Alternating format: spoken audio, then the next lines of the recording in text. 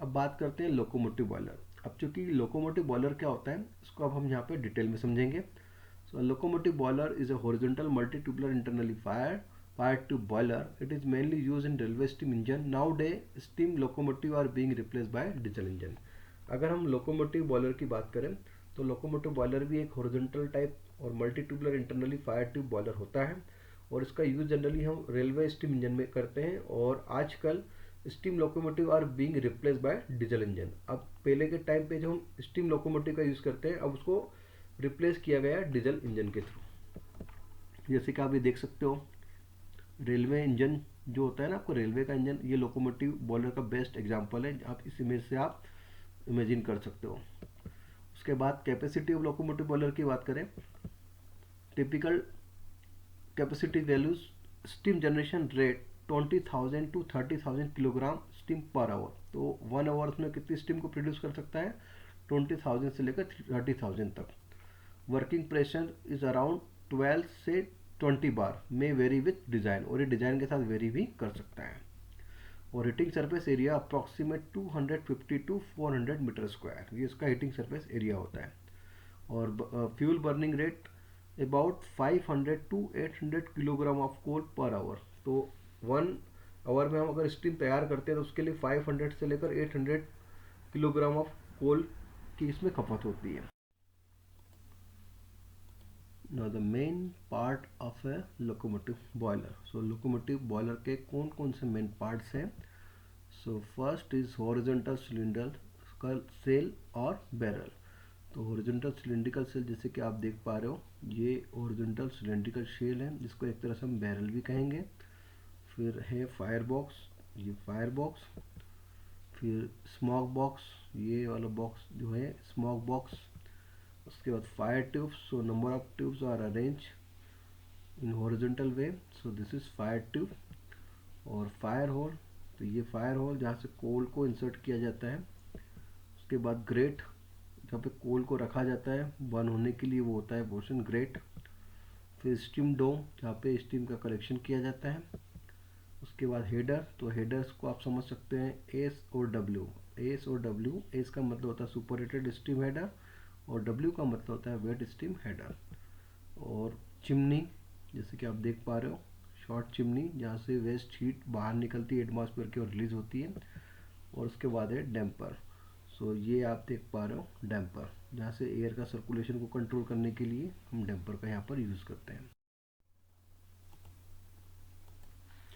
सो locomotive boiler के हर एक part को हम इंडिविजुअली स्टडी करते हैं।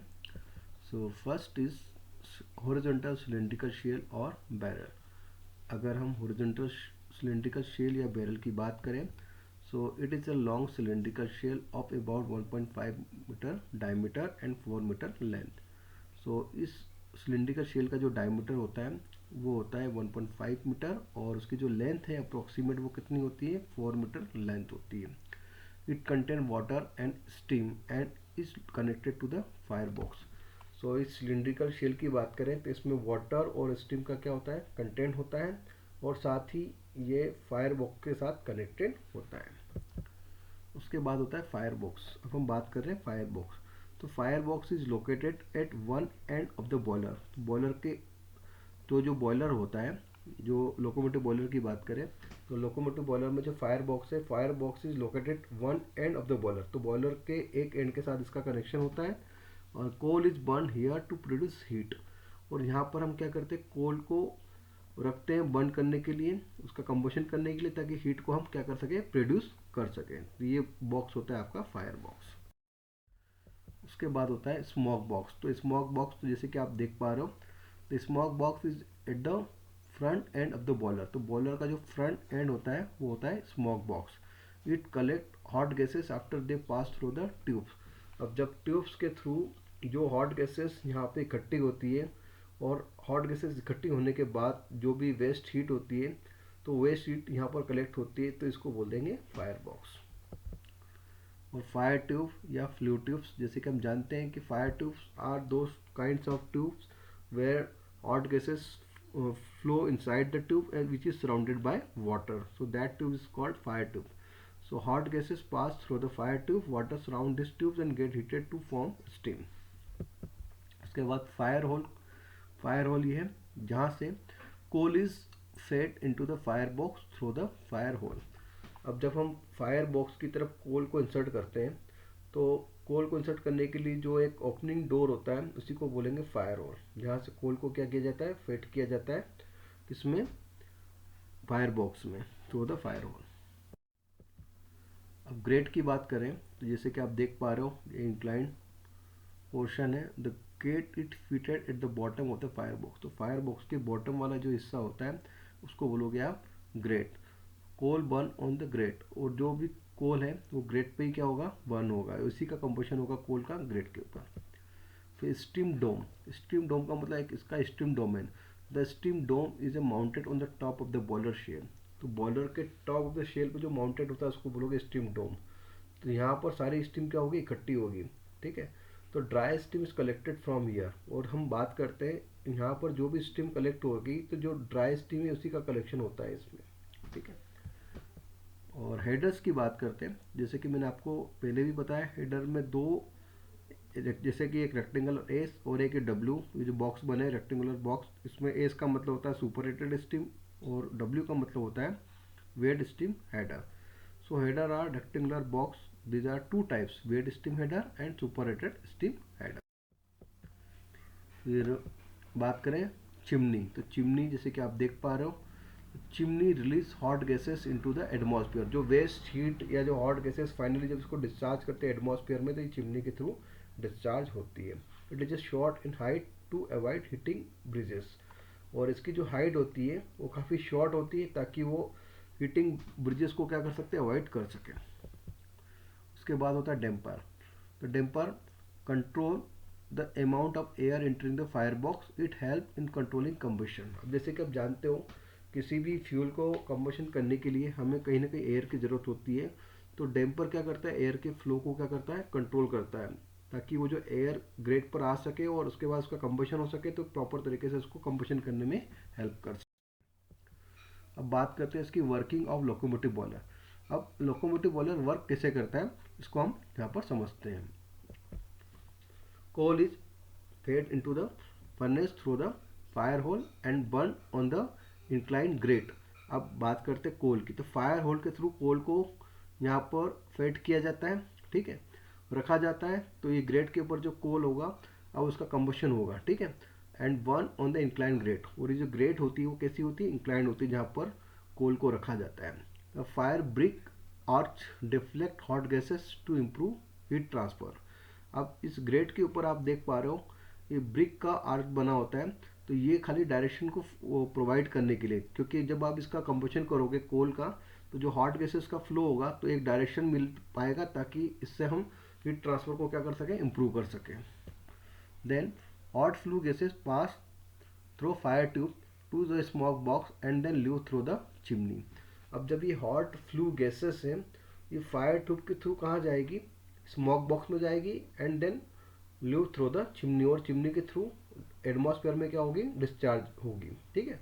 पर उस दौरान वाटर अराउंड द ट्यूब, क्योंकि हम जानते हैं कि जो हॉट गैसेस है ये फायर ट्यूब के थ्रू, मतलब ये जो हॉट गैसेस ये ट्यूब के थ्रू फ्लो होगी, तो इसके सराउंडिंग में क्या है, वाटर है। तो ये जो वाटर है वो हॉट गैसेस को क्या करेगा, एब्जॉर्ब करेगा, और धीरे धीरे जो वाटर है अब ये किस में कनेक्शन कन्वर्ट होगा, स्टीम में कन्वर्ट होगा, ठीक है।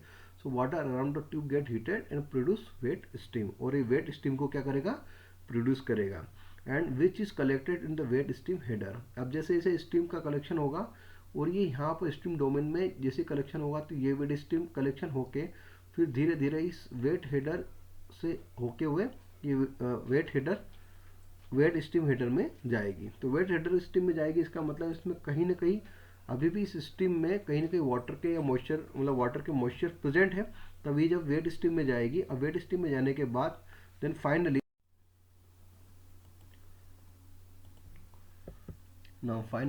the wet steam is passed through the superheated tubes to remove moisture and increase temperature।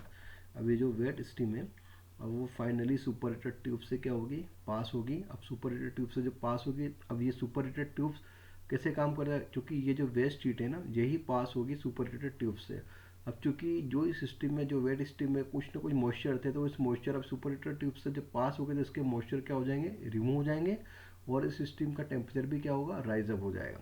ठीक है, राइज होने के बाद अब चूंकि ये स्टीम ड्राई स्टीम या वेट स्टीम से सुपरहीटर स्टीम में कन्वर्ट होके इसका पूरी तरह से ये स्टोर हो जाएगी सुपरहीटेड स्टीम हेडर में। अब superheated steam is stored in the superheated steam header and sent to the engine cylinder through the regulator। चूंकि यह सुपरहीटेड स्टीम हेडर में ये स्टीम स्टोर हो चुकी है, अब इस स्टीम को सेंड किया जाएगा किसमें, engine cylinder through the regulator, और रेगुलेटर के थ्रू इसको क्या किया जाएगा, ऑपरेट किया जाएगा। And then exhaust steam flow through the blast pipe. अब ये जो एग्जॉस्ट स्टीम है ब्लास्ट पाइप के थ्रू क्या होगी, फ्लो करेगी, and creating a vacuum that improve draught and combustion. और ये जो एग्जॉस्ट स्टीम है एक तरह से वैक्यूम का क्रिएशन भी करेगी और उसके साथ साथ में ड्राफ्ट और कंबशन को भी क्या करेगी, इम्प्रूव करेगी, और जो वेस्ट हीट है फाइनली चिमनी के साथ भी बाहर निकल जाएगी और एटमॉस्फेयर में रिलीज हो जाएगी। तो इस तरह हम लोकोमोटिव बॉयलर की वर्किंग को भी यहाँ पर अच्छे से समझ। बात करते हैं एडवांटेजेस। तो लोकोमोटिव बॉयलर के क्या क्या एडवांटेजेस हैं। First, high steam generation rate, compact and powerful. So steam generation rate जो होता है वो हाई होता है एंड कॉम्पैक्ट एंड पावरफुल होता है। दूसरा, quick response to load changes, load changes के लिए क्विक रिस्पॉन्स करता है। गुड हीट ट्रांसफर, और हीट का ट्रांसफर भी बहुत अच्छा होता है। इजी टू ट्रांसपोर्ट, और सबसे इंपॉर्टेंट चीज़, क्योंकि ये इस तरह ये एक ऐसा बॉयलर है जो मूवेबल है, तो इसको एक तरह से मोबाइल बॉयलर भी कहेंगे क्योंकि इजी टू ट्रांसपोर्ट। और डिसएडवांटेजेस की बात करें, लिमिटेड वाटर एंड स्टीम। सो इसमें जो वाटर लिमिटेड होता है और साथ साथ में स्टीम भी जो बनती है वो लिमिटेड होती है। और रिक्वायर स्किल ऑपरेशन, अब इसमें स्वाभाविक है कि जिस इंजन को चलाने के लिए लोको पायलट की ज़रूरत होती है तो जो इसको ऑपरेट कर सके। हायर मेंटेनेंस, इसका मेंटेनेंस भी क्या होता है, बहुत हाई होता है।